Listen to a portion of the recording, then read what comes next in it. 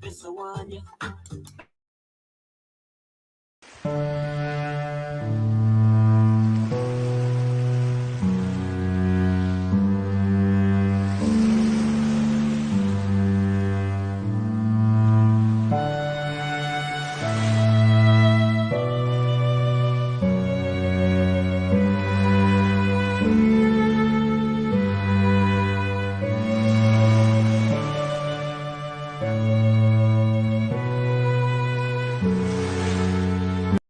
the heart I feel, love in the heart, love in the heart,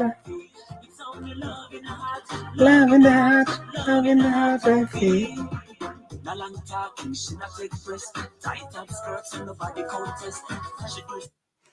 Hello, beloved ones. 𝐓𝐇𝐄 here, your authentic self-embodiment queen.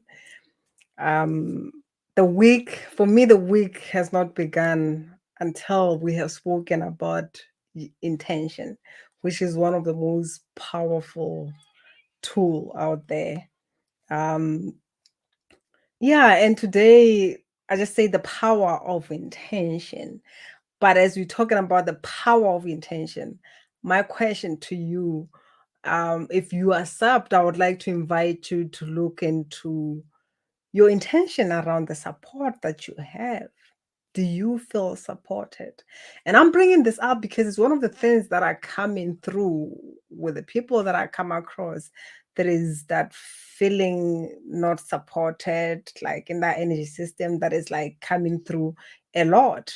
And this is what I would like you to look at this week when you're just setting your intention and you look at your intention around your support system.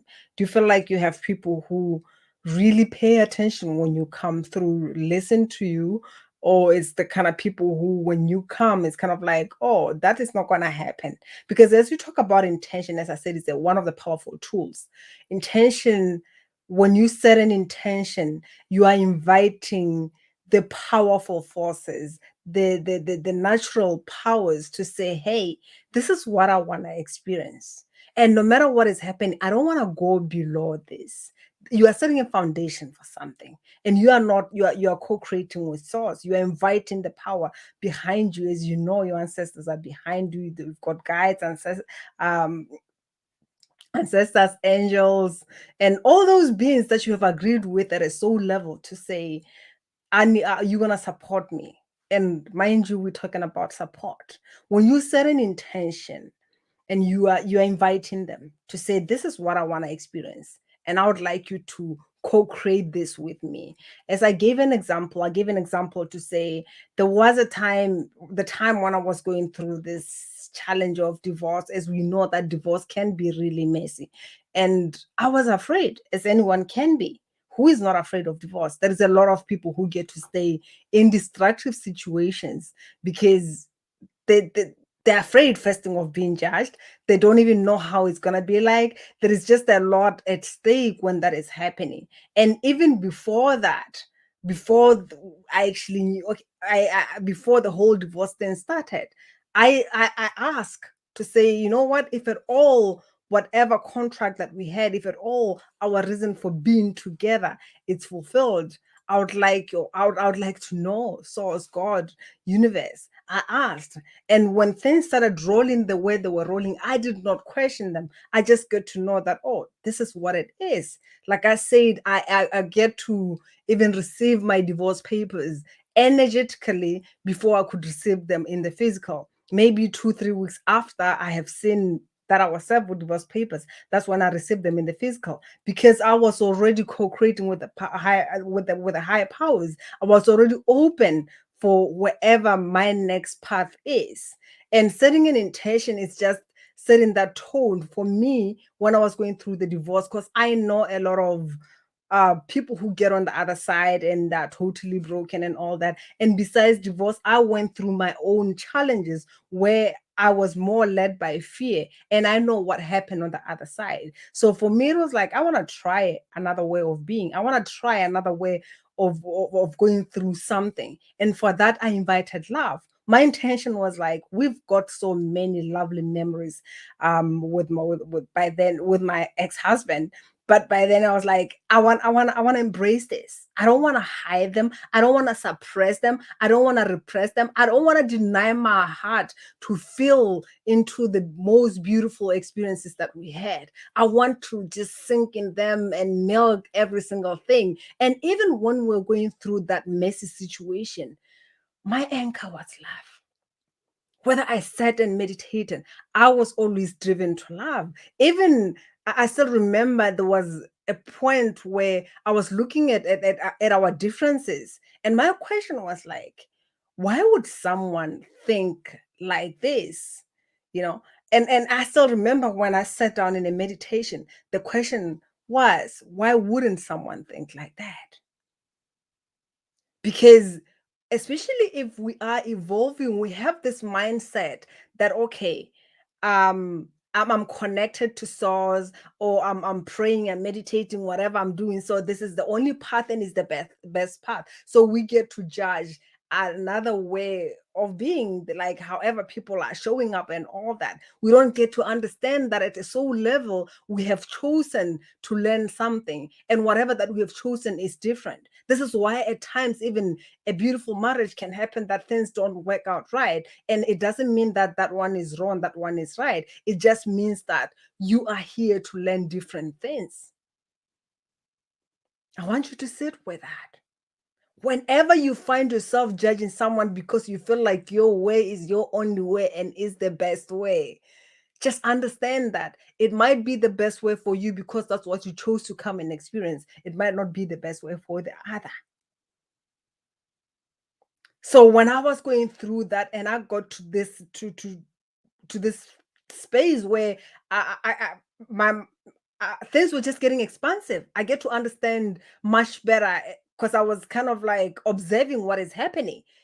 As much as I was a part of it, I was acting in this game that I've signed up for. But at the same time, I was observing, and I was also open to get to know different ways of being rather than what I just think is the right way. Because when we were not in the same space, a part of me was so much holding into this is wrong and I'm not gonna take this. And therefore, it doesn't mean that because for me it's wrong, it doesn't mean that it's right for the other. Because actually, this is the whole thing of wrong and right. We've got this whole wrong and right, which is what we've been conditioned to. It's either something is wrong and right and what. So we're just looking from that perception of wrong and right, and we make the other wrong, we get to be right, and it's like our path is the only path. Who say that? How do you know what the other person is here to learn? Do you understand? So your intention is also aligning to say, okay, fine, this is what I want to experience.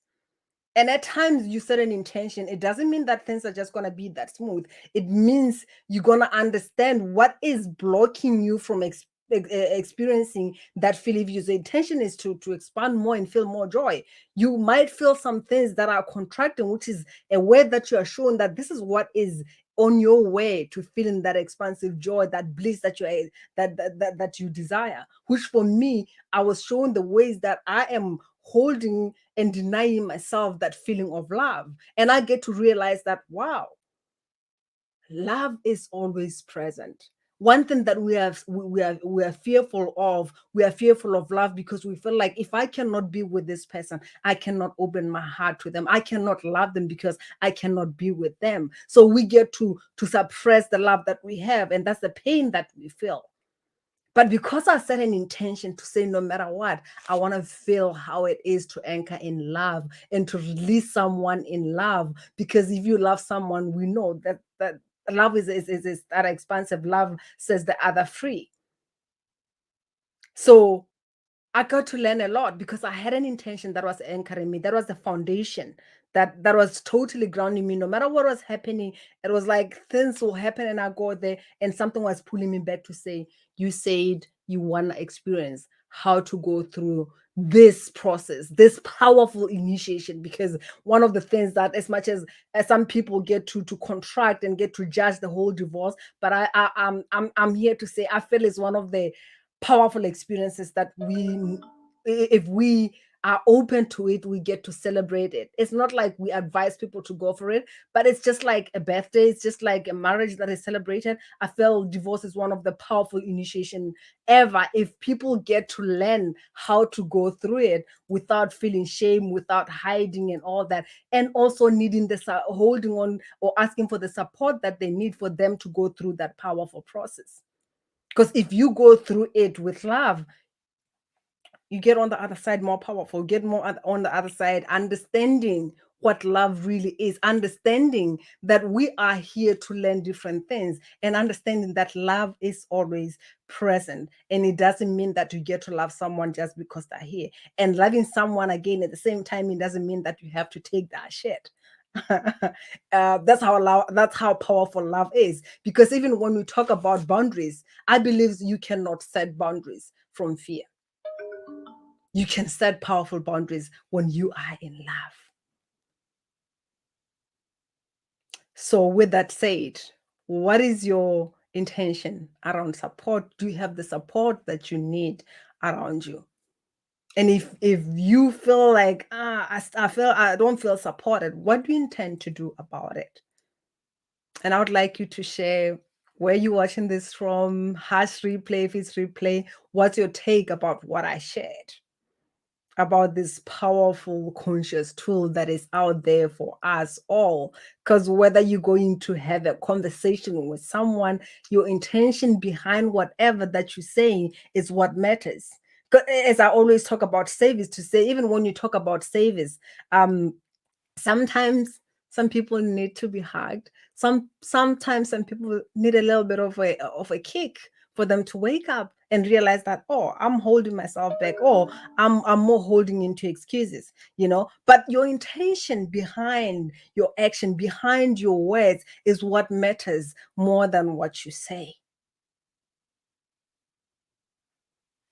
I would like to hear what your take is with this. And with that, have a lovely, wonderful, orgasmic, intentional Monday. And please share what your intention is for this week.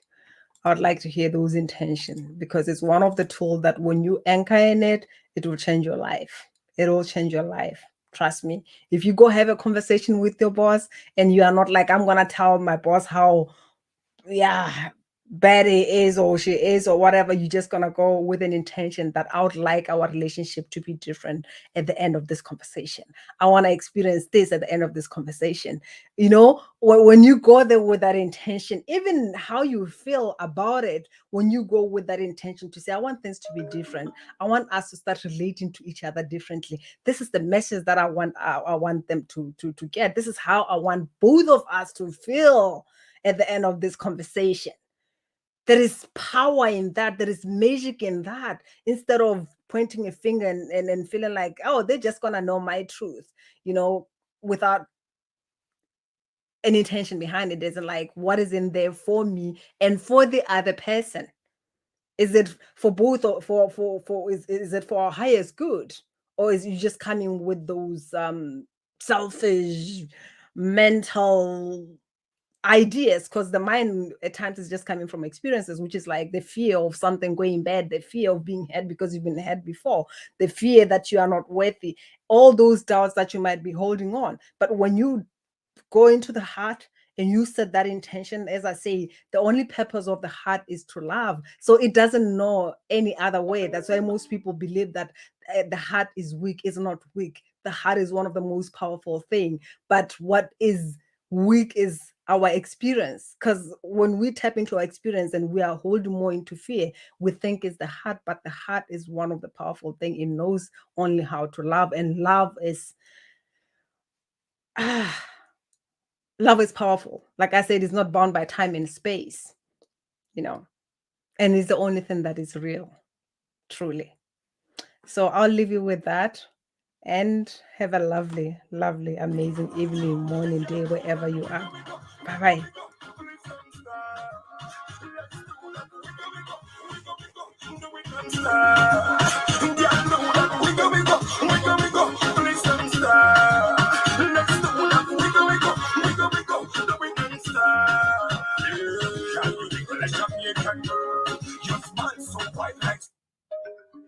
Bye-bye. Bye.